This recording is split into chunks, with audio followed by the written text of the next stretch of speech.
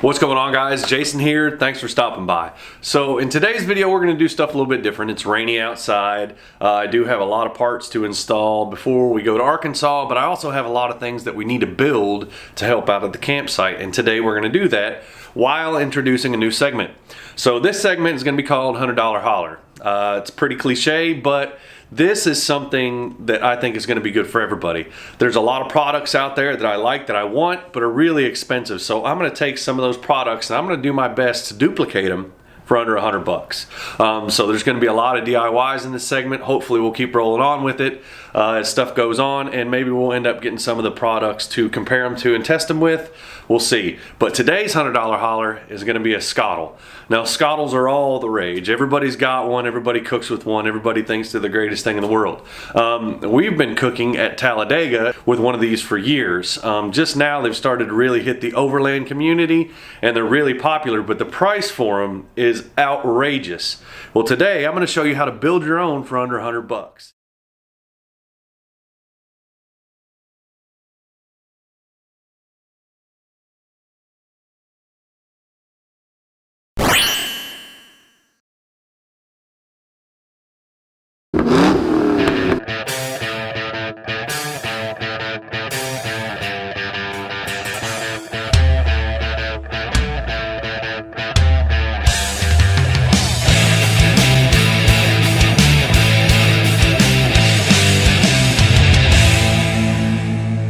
Alright, what a pain that was.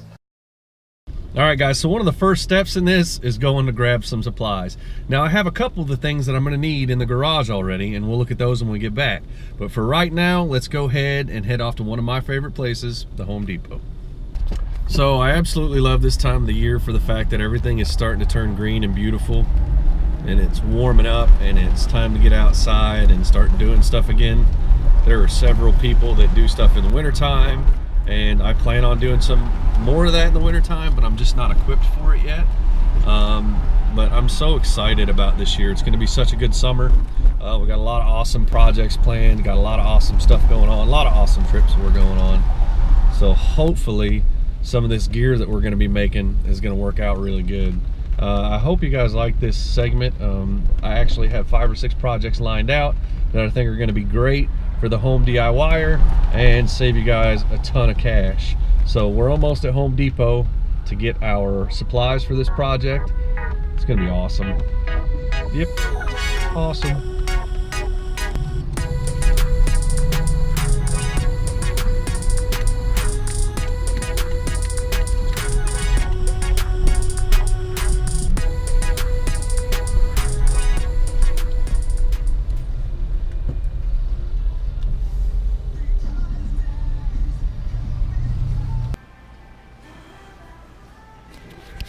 So the first thing that we grabbed was some 3/4 inch conduit, 5-foot sticks of it. We got 2 of them. We're gonna cut them down to about 2.5 feet, $3.85 a piece, bonus. That's only like $7.50 after taxes for the 2 supports. So that's gonna be pretty good for us.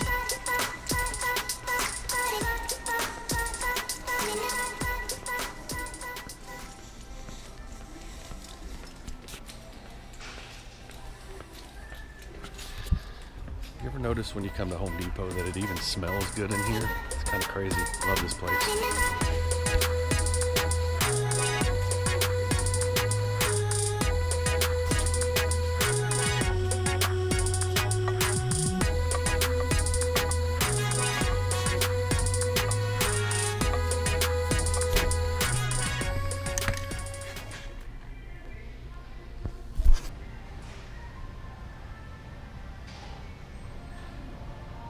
Alright guys, so we just finished up at Home Depot. We ended up getting 4 lag bolts. They are 1/2 inch by 6 inches long, $3.07 a piece.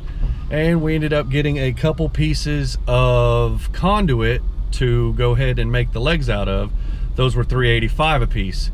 We did pick up a can of barbecue paint as well to paint all this stuff when it's done, so we can make sure that it'll withstand the heat that it's going to be exposed to. And now it's time to go to either Academy Sports or Dick's. We're going to stop at both and see which one's got what we need. It's probably going to be a Dick's Sporting Goods. I don't know, Academy Sports might have it. Let's go check it out. So now we brought ourselves to Academy Sports. We are picking up a bottle of propane camping gas and one of these single burner stoves, $18.99.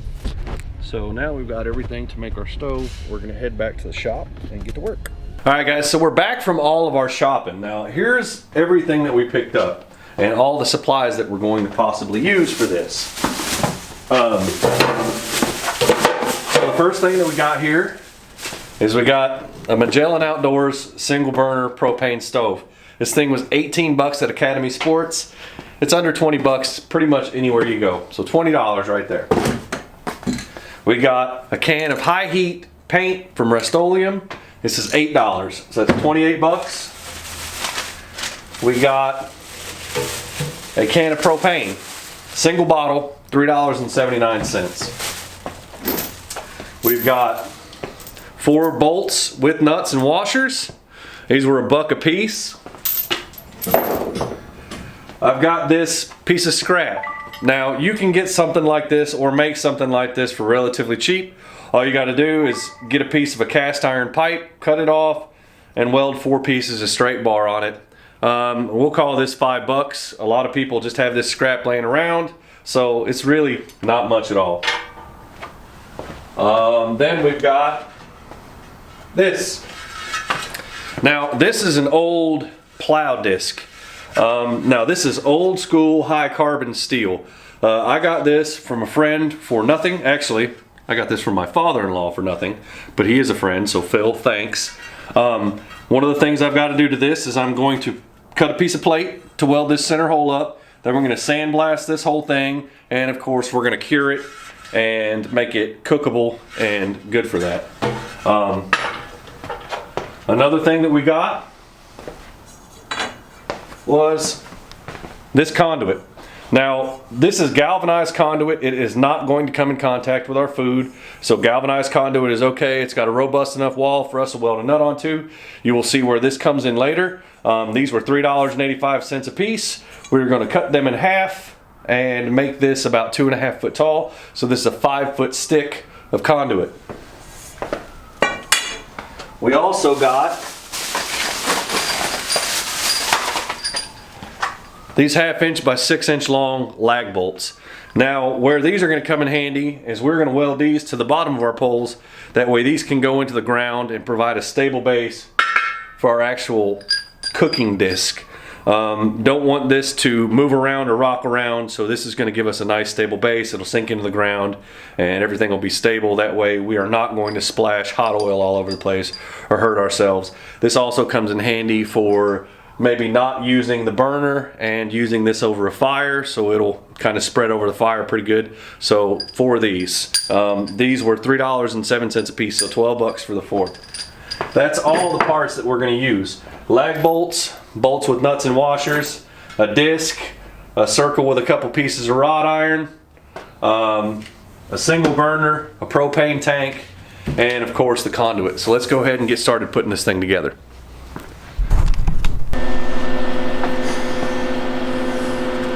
Alright guys, so as you can see here, what I've done is I have welded the washer in. I've welded the washer on the back side and the front side, so now I'm just going to go ahead and grind all this smooth, and then we will start dressing this thing out the rest of the way. Alright guys, so you can see here that I've done a lot in the way of smoothing this down. The welds are smoothed out on both sides.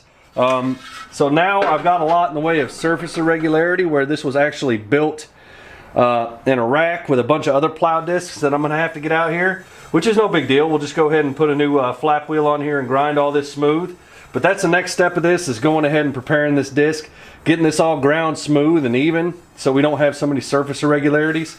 I was going to go ahead and sandblast it, but honestly with this pitting right here in the middle, I'm going to have to go ahead and grind it. Now fortunately this is very thick metal, so it's not going to be a problem to grind it all down smooth, but that's where we're at right now. So guys, as you can see here, I've got the center welded into the disc. I've got a lot of the surface imperfections done, taken care of. Now I've got a lot more in the way of cleaning this thing up and then seasoning it down, but we're going to go ahead and stop with this part right here just to go ahead and move on to some other stuff.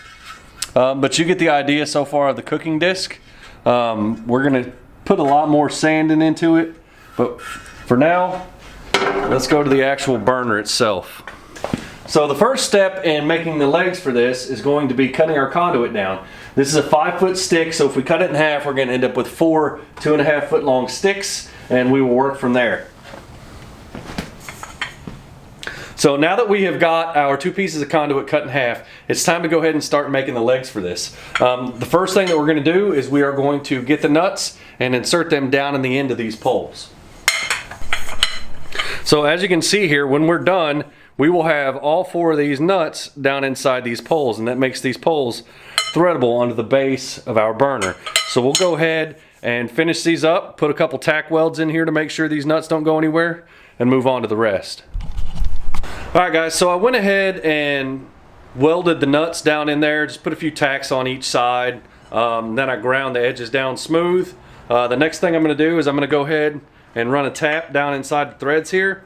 It's always good to run a tap down inside a thread if you just welded near it. You can use like spatter gel or something like that down inside there, but it's also just good insurance to run a tap through something first. It can prevent you from ruining your piece of work and allow you to move forward easier. So I'm going to go ahead and tap these other 3, and then we'll move on to something else. Alright guys, so the next thing I did here after I got these tapped out is I went ahead and I took my lag bolts and I ground the hex edges off just enough to where they're going to fit down inside these tubes. Now I'm going to go ahead and weld these on the bottom, and this is going to make a really stable base for our actual stand. When you're cooking or you're doing something like that and you're flipping and you're moving stuff around, you want everything to be nice and stable. So stability of this thing is very important to me. So I'm going to go ahead and weld these in. That way when you set this down, you actually have something to go into the ground. It's going to make this whole thing far more stable. It's just going to be a lot better all around. A little bit of craftsmanship goes a long way. This is going to be a little bit more robust than I guess I need to be, but I think these bolts right here are going to last a long time, and they're going to be able to puncture into the earth relatively easy. Alright guys, so as you can see here, all I really did is I took the bolts and I welded them to this bracket. This bracket is going to sit upside down like this. So we're going to go ahead and thread these on.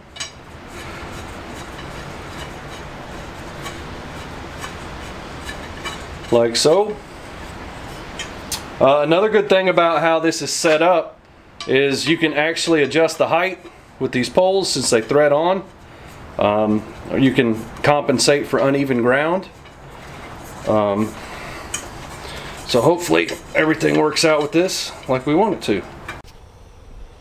Alright guys, so I went ahead and welded the base together. I ran out of gas for my welder, so the welds don't look the best. I'm going to have to go through and remake it once I get some gas.